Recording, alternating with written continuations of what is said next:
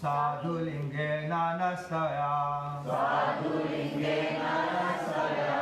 Sadvakare arbhakanam. Sadvakare arbhakanam. Vikshor marga padarsita. Vikshor marga padarsita. Sridaksha vacha. Sadhu sadhuna. Sadhu sadhuna. Sadhulingena nastavya. Sadhulingena nastavya. Asadhavakaya arbhakanam. Asadhavakaya arbhakanam. Vikshur marga pradarshita.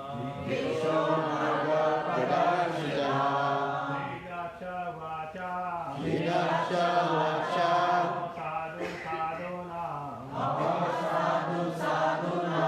Sadhulinge sadhulingena nastavya. Sadhulingena nastavya. Sadhakari arbhakanam. Sadhakari arbhakanam. Vikshur marga pradarshita. Vikshur marga pradarshita. Sridaksha vacha. Sridaksha vacha. Sadhu sadhuna. Sadhu sadhuna. Sadhulingena nastavya. Sadhulingena nastavya. Sadhakari arbhakanam. Sadhakari arbhakanam. Vikshur marga pradarshita. Vikshur marga pradarshita. Sridaksha vacha. Sridaksha vacha. Aho sadhu sadhuna. Aho sadhu sadhuna. Sadhulingena nastavya. Sadhulingena nastavya. Sadhakari arbhakanam. Sadhakari arbhakanam. Vikshur marge pradarshita. Vikshur marge pradarshita. Sridaksha vacha. Sridaksha vacha. Sadhu sadhuna. Sadhu sadhuna. Sadhulingena nastavya. Sadhulingena nastavya. Sadhu ashra arbhakanam. Sadhakari arbhakanam. Vikshur marga pradarshita. Vikshur marga pradarshita. Sridaksha vacha. Sridaksha vacha. Aho sadhu sadhuna. Aho sadhu sadhuna. Sadhulingena nastavya. Sadhulingena nastavya. Asadvakari arbhakanam. Asadvakari arbhakanam. Vikshur marga pradarshita. Vikshur marga pradarshita. Sridaksha vacha. Sridaksha vacha. Aho sadhu sadhuna. Aho sadhu sadhuna. Sadhulingena nastavya. Sadhulingena nastavya. Asadvakari arbhakanam. Asadvakari arbhakanam. Vikshur marga pradarshita. Vikshur marga pradarshita. Sridaksha vacha. Sridaksha vacha. Aho asadhu sadhunam. Aho sadhu sadhuna. Sadhulingena nastavya. Sadhulingena nastavya. Asadvakari arbhakanam. Asadvakari arbhakanam. Vikshur marga pradarshita. Vikshur marga pradarshita. Sridaksha vacha.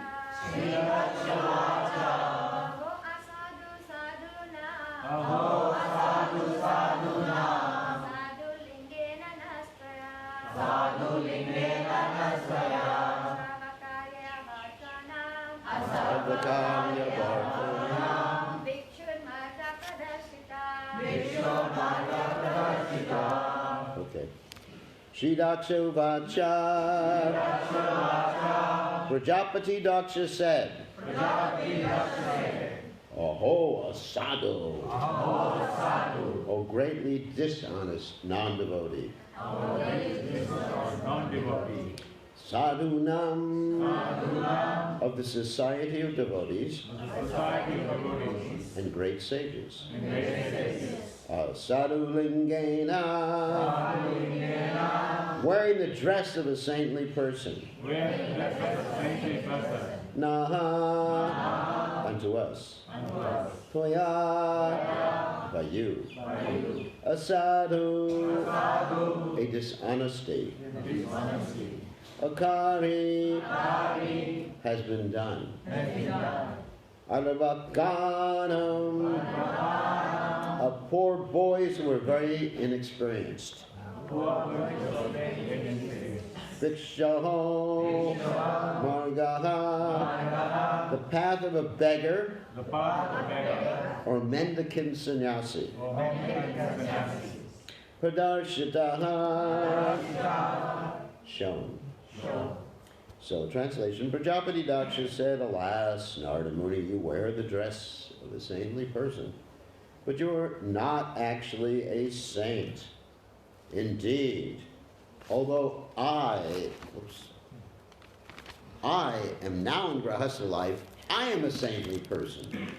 By showing my sons the path of renunciation, you've done me an abominable injustice. So purport by His Divine Grace, A.C. Bhaktivedanta Swami, Srila Prabhupada, Srila Prabhupada ki jai.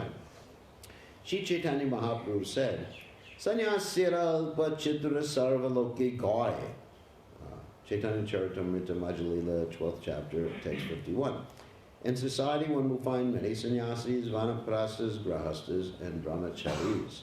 But if all of them properly live in accordance with their duties, they are understood to be sadhus. Prajapati Daksha was certainly a sadhu because he had executed such great austerities that the Supreme Personality of Godhead, Lord Vishnu, had appeared before him. Nevertheless, he had a fault-finding mentality. He improperly thought Narada Muni to be a sadhu, or non-saintly, because Narada had foiled his intentions. Desiring to train his sons to become grahastas, fully equipped with knowledge, Daksha had sent them to execute austerities by Narayana Saras. Narada Muni, however, taking advantage of their highly elevated position in austerity, instructed them to become Vaishnavas in the renounced order. This is the duty of Narada Muni and his followers. They must show everyone the path of renouncing this material world and returning home, back to Godhead. Prajapati Daksha, however, could not see the exaltedness of the duties Narada Muni performed in relation to his sons. Unable to appreciate Narada Muni's behavior, Daksha accused Narada of being a sadhu. The words, Vikshor Marga, the path of the renounced order, are very significant in this regard. A sannyasi is called Tridandi Vikshu because his duty is to beg alms from the homes of grahastas and to give the grahastas spiritual instructions. A sannyasi is allowed to beg from door to door, but a grahasta cannot do so. Grahastas may earn their living according to the 4 divisions of spiritual life. A Brahmana grahasta may earn his living by becoming a learned scholar and teaching people in general how to worship the Supreme Personality of Godhead. He may also assume the duty of worship himself. Therefore, it is said that only Brahmanas may engage in deity worship, and they may accept as prasad whatever people offer to the deity. Although a Brahmana may sometimes accept charity, it is not for his personal maintenance, but for the worship of the deity. Thus, a Brahmana does not stock anything for his future use. Similarly, Kshatriyas may collect taxes from the citizens, and they must also protect the citizens, enforce rules and regulations, and maintain law and order. Vaishyas should earn their livelihood through agriculture and cow protection, and Shudras should maintain their livelihood by serving the 3 higher classes. Unless one becomes a Brahmana, one cannot take sannyas. Sannyasis and brahmacharis may beg alms door to door, but a grahasta cannot. Prajapati Daksha condemned Narada Muni because Narada, a brahmachari who could beg from door to door, had made sannyasis of Daksha's sons who were being trained to be grahastas. Daksha was extremely angry at Narada because he thought that Narada had done him a great injustice. According to Daksha's opinion, Narada Muni had misled Daksha's inexperienced sons, Asad, Vakar, Yarakanam. Daksha regarded his sons as innocent boys who had been misled when Narada showed them the renounced order of life. Because of all these considerations, Prajapati Daksha charged that Narada Muni was a sadhu and should not have adopted the dress of a sadhu. Sometimes a saintly person is misunderstood by grahastas, especially when he instructs their young sons to accept Krishna consciousness. Generally, a grahasta thinks that unless one enters grahasta life, he cannot properly enter the renounced order. If a young man immediately adopts the path with renounced order, in accordance with the instructions of Narada or a member of his disciplic succession, his parents become very angry. The same phenomena is occurring in our Krishna consciousness movement because we're instructing all the young boys in the Western countries to follow the path of renunciation. We allow grahasta life, but a grahasta also follows the path of renunciation. Even a grahasta has to give up so many bad habits that his parents think his life has been practically destroyed. We allow no meat eating, no illicit sex, no gambling, and no intoxication. And consequently, the parents wonder how, if there are so many no's, one's life can be positive. In the Western countries especially, these 4 prohibited activities practically constitute the life and soul of the modern population. Fiji also. Therefore, parents sometimes dislike our movement, just as Prajapati Daksha disliked the activities of Narada and accused Narada of dishonesty. Nevertheless, although parents may be angry at us, we must perform our duty without hesitation because we are in the disciplic succession from Narada Muni. People addicted to household life wonder how one can give up the enjoyment of grahasta life, which is a concession for sex enjoyment simply to become a mendicant in Krishna consciousness. They do not know that the householder's concession for sex life cannot be regulated unless one accepts the life of a mendicant. The Vedic civilization therefore enjoins that at the end of one's 50th year, one must give up household life. Uh-oh. Some devotees here are over 50. Anyway. Is that dangerous for me? Prabhupada's words. Anyway. This is, I'll explain what Prabhupada meant. This is compulsory. However, because modern civilization is misled, householders want to remain in family life until death, and therefore they are suffering. In such cases, the disciples of Narada Muni advise all the members of the younger generation to join the Krishna consciousness movement immediately. There's nothing wrong in this. Amazing purport. So, Sri Daksha Vachaho Sadhu Sadhu Nam Sadhu Lingena Nastvaya Asadvakarya Varkanam Picture Marga Pradarshita. So, Omagana Timbanda Shah Gadanjana Shlakaya Chakshuram Viditam Yena Tasmai Shigurve Maha. So, for those of you who don't know this whole story, you may not have been going to the Bhagavatam class every day. Daksha is the son of Lord Brahma, and he's been given the duty, a bona fide spiritual duty, to populate the universe. Now that's pretty good because at the time of the creation or the beginning of each day of Lord Brahma, you got to have population. The whole purpose of the universe is to fill it with spirit souls, like the Bhagavad Gita says. Sarvagataha, there's living entities everywhere. So otherwise, what's the purpose of the world? One has to understand that, very important. So he's doing a bona fide service, and he executes austerities in order to have the potency to do that service, to have a lot of children. And Krishna appears to him, Vishnu. Lord Vishnu appears to him, and he blesses him with the ability and potency and intelligence to do the service. So he's a devotee. I mean, probably a heck of a lot more advanced than any of us. I mean, so far, I don't think Krishna's appeared to me, riding on the back of Garuda and said, I bless you, Maharaj, go to Fiji. Anyway. So, here's a great devotee. He really is a great devotee. And then, what happens is he has 2 groups of sons. And the second group is mentioned previously, but the first group is the Hariyashras, the second group is the Savalasras. And the first group, he had 10,000 sons. That's why it's called Daksha, because he's pretty expert in having children. I mean, sometimes here in Fiji you find people with 10 children. I think that's a lot. Or 12 children. Oh my God. That's like a whole temple there. So, but Daksha had 10,000 kids at one time. And he sends the kids out. He thinks, you know, I want you to do your family business. Family business is having children and populating the universe. You know, because it's obviously if you're going to populate the universe, you got to have a lot of kids. You can't just like have one kid. So there's something called in mathematics exponential. So if you have 10,000 kids, and each 10,000 kids has 10,000 kids. I'll give you scientific notation. That's, you know, 10 to the 10th power or something like that. Right? 10 to the 10th power, because you actually add the 10. You add the 5 and 5. You understand? It's mathematics. For those of you who don't study mathematics. But it's a lot. It's a lot.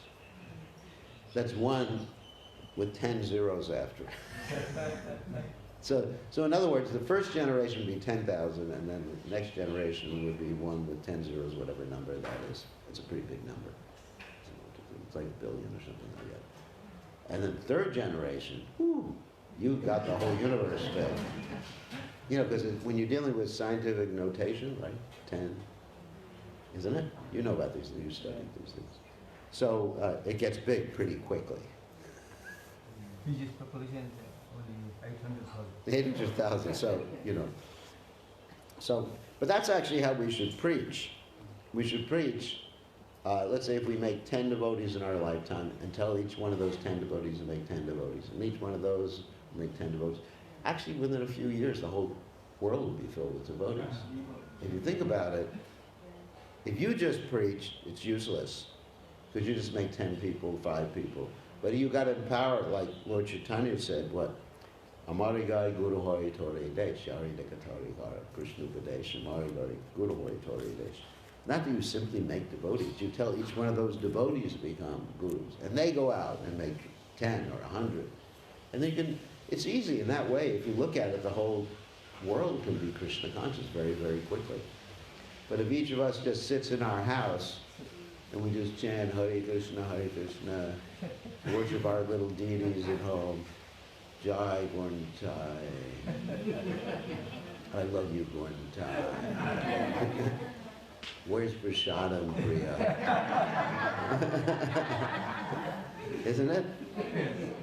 You say, I mean, sometimes the devotees say, it's really interesting. You say, would you like to do some service for Krishna? He said, I'm eating that service.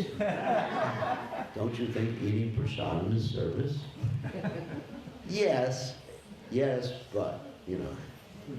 And then people go, we were talking about this the other day, people go sometimes to the holy Dham. They leave the place where they should be preaching, and they go to Vrindavan because the weather's too cold. I have one disciple, he lives in a very cold country in Europe. And he was telling me, he says, most of the devotees leave during the winter, and there's no one left to preach or do the deity worship. I said, where do they go? They go to India. And I said, that's nonsense. Because you're not supposed to just go to India just because it's warm and it's a holy place. And they say, no. Then people have the excuse that if you go to Vrindavan, even sleeping is offering obeisances. Isn't it? You heard people say that? Even sleeping is offering. So let's just go to Vrindavan and go to sleep the whole time. Let's be lazy bums and go back to Godhead. Or people go to Vrindavan when they're 50, waiting till they'll die at 80, you know, so. Nonsense. I mean, if someone's getting ready to die, yeah, let them go to Vrindavan. I have no problem with that, you know. You got a few weeks left, all right, go. But if you got at least 2 years left, you know, just preach. The whole world is on fire.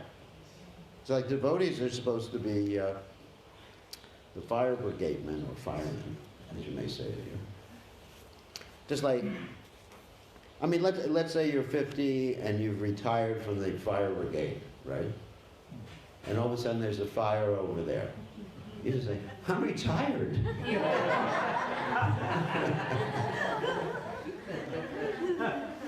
Can you imagine that?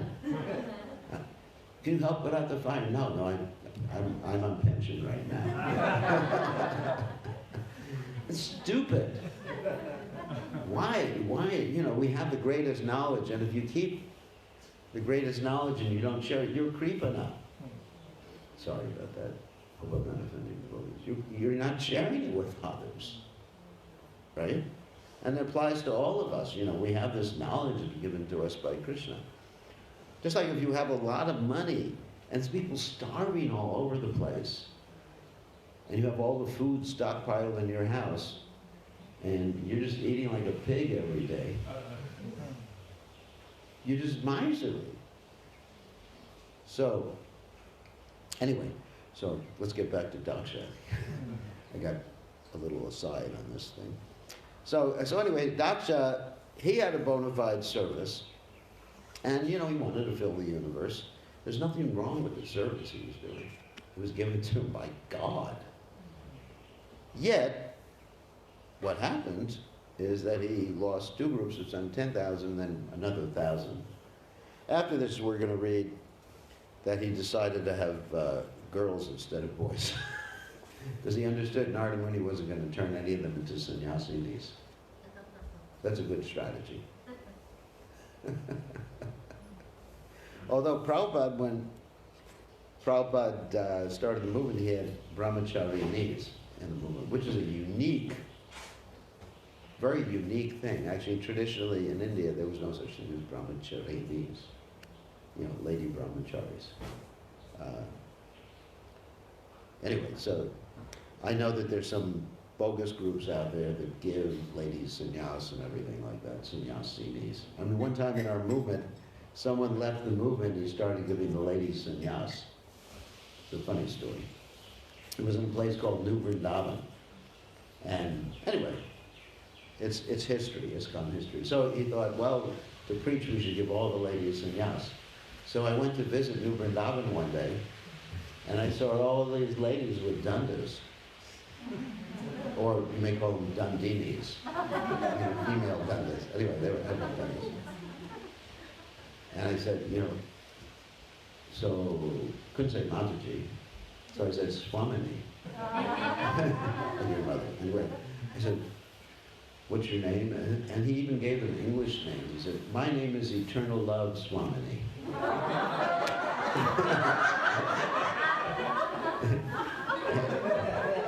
And I said, I'm a sannyasi. I'm running away from here. Because when a lady says, I'm eternal love, you're in trouble. So, anyway, so Daksha had girls after this because he didn't want Narada Muni to give them sannyas. So anyway, so Daksha's getting really angry and frustrated. And that indicates something. He's doing a bona fide service. So, but his anger indicates that he has an anartha. Because according to Vishwanath Chakravarti Thakur, anarthas can also come from devotional service. Yeah, which is interesting. In other words, one becomes proud or attached. Because Krishna in the Gita says, you have a right to your service, but you don't have a right to the results. You know, your right to do your service, yes, that's my bona fide adhikar, right. But you don't have a right to enjoy the results. So he's thinking of enjoying the results. That's the real problem. And that's the source of the anarthas. So what are the results for having a lot of children? Well, you get a lot of grandchildren. It's like, isn't it? You know, people enjoy it, like when they get older, and you know, they're all wife and husband are older, so then everything is just based on visiting this child, this child, this child, this child. And anyway, so he wanted to enjoy. I mean, there's no problem with having some enjoyment in Krishna consciousness if Krishna desires it. But if Krishna takes it away, what can you do? Just like we enjoy prasadam, and like we were mentioning last night, if the spiritual master says, don't come and eat, can't get angry at the guru. Start cursing him, yeah. Isn't it? Because you're contemplating sense objects. I mean, it's all right. No, I mean, you can have family, enjoy it with the family in a Krishna conscious way. It's great. But if Krishna makes some other arrangement, why get angry with it? Right? So that's the point. He's attached and taking credit for his activities, not only credit for his activities, but he's thinking of enjoying the results. You know, Jayato, Sangha Station Jayati. Sangat Sanjayati Kama Krodha Jayati. In the Bhagavad Gita, Krishna says when you contemplate, enjoying the results of a particular activity, and then you get attached to them, then you get lusty, and after that, lust, good old anger comes, isn't it? Krodha, bhavati samaha. Samaha smriti gri brahmaha, smriti brahmashad, nashtabuddhi, nashtabuddhi vinashati. So it all goes, you lose your intelligence. Nashtabuddhi. Nashtabuddhi means the brain's gone when you get angry. But really when you get angry, that's it. Actually, not only anger, but lust is like that too. Lust, anger, greed, you lose your brain. You do things that you shouldn't have done. It's like it's been analyzed that when one is experiencing lust, of course we call it love,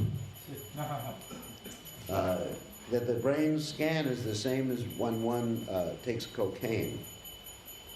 You know cocaine? Cocaine's a drug. Coke. Not Coca-Cola or Coca-Cola. Although they did, when they first started manufacturing Coca-Cola, they put cocaine in it. This is years and years ago. Because to addict people to the product. Maybe you didn't know that. That way it was called Coca-Cola. You heard of Coca-Cola? Because it had cocaine in it. Anyway, so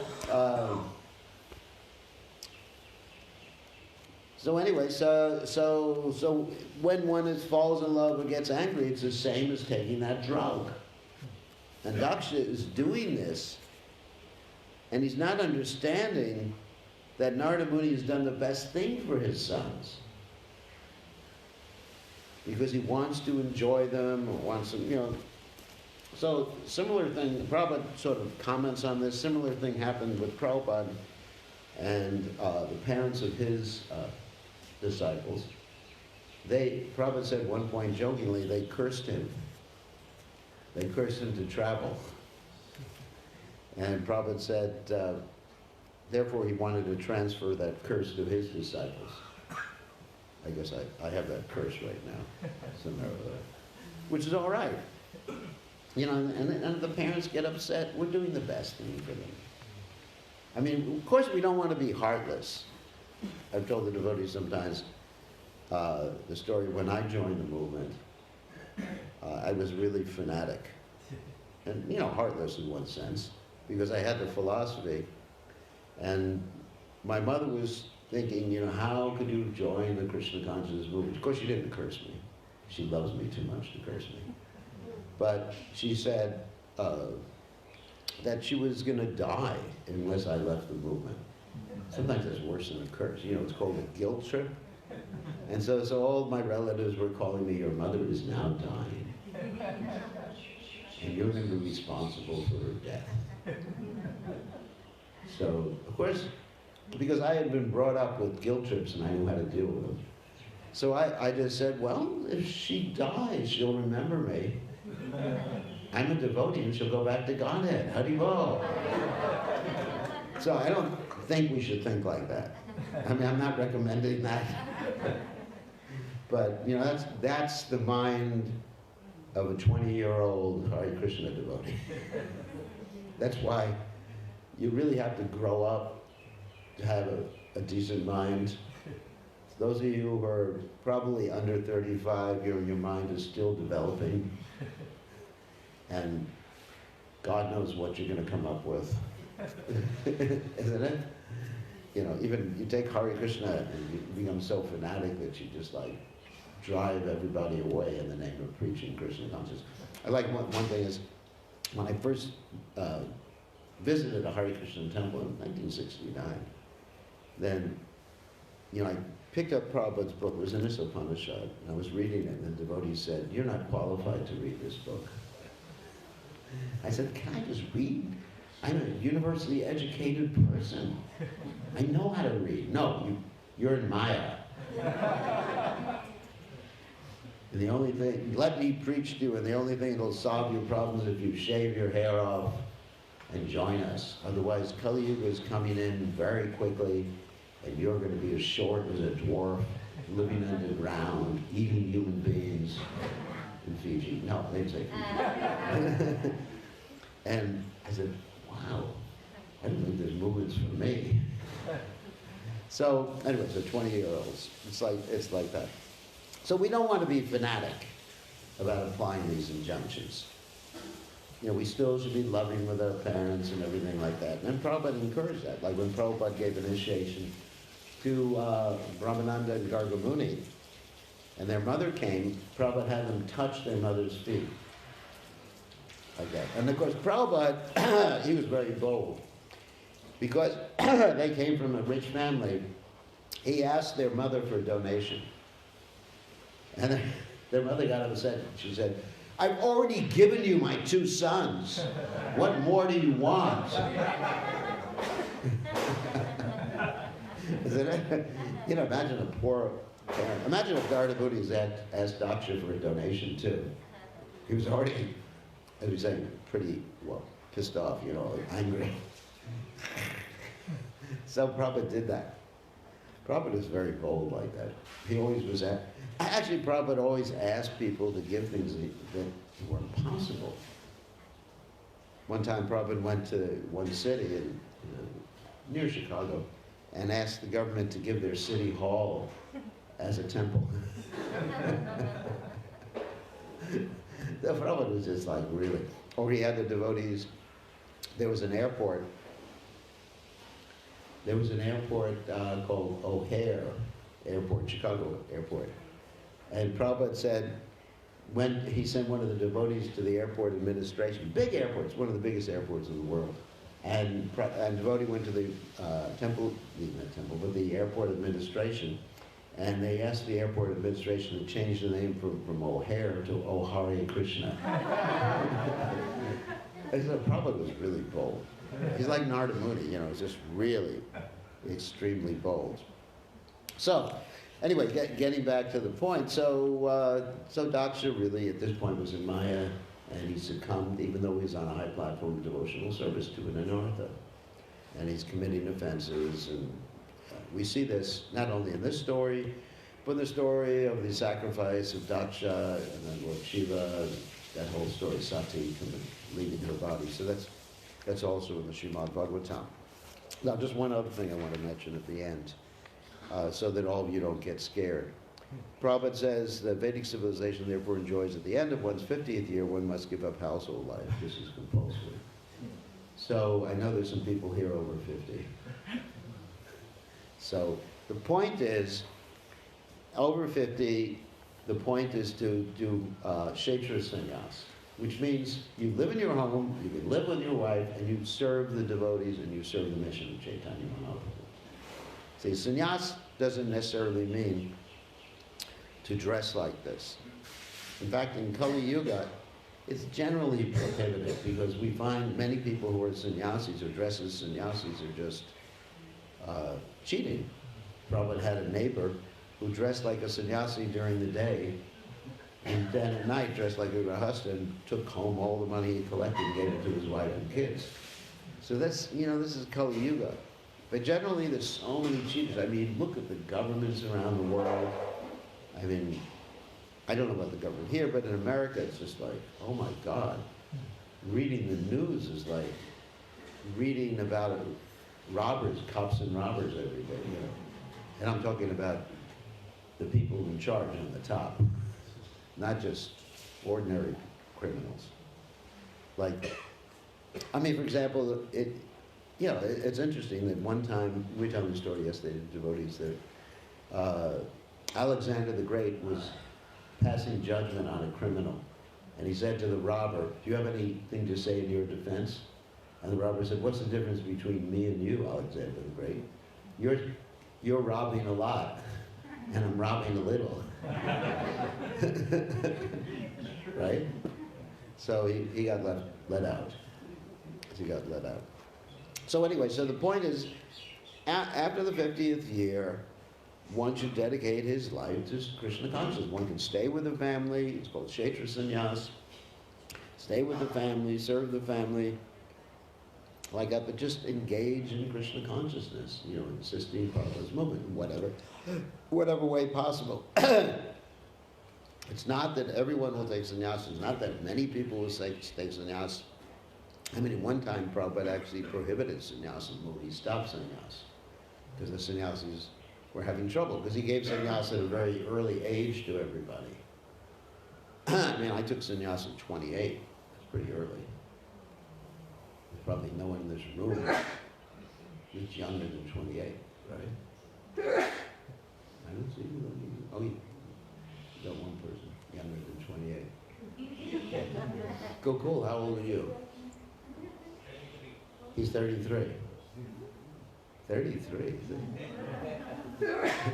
He's an old man already. I remember him when he's a little tiny boy. There was another boy that came from around here who became a lawyer. I remember he was a little kid who went to Tabayuni. Right? I won't mention names. Went to Tabayuni. He was a little kid. And he was running a hotel at 12 or something like that for his parents. And now he's a lawyer in Australia. Pretty good. So, anyway. So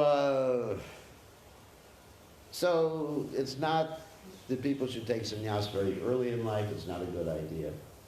But certain rare cases, people can take sannyas. But generally, people should stay at home, like Lord Chaitanya Mahaprabhu said. Stani stita shrutikatam tan van manopir. Just stay where you are. When Lord Chaitanya was touring South India, some of the people, like Kurma Brahman, wanted to follow him.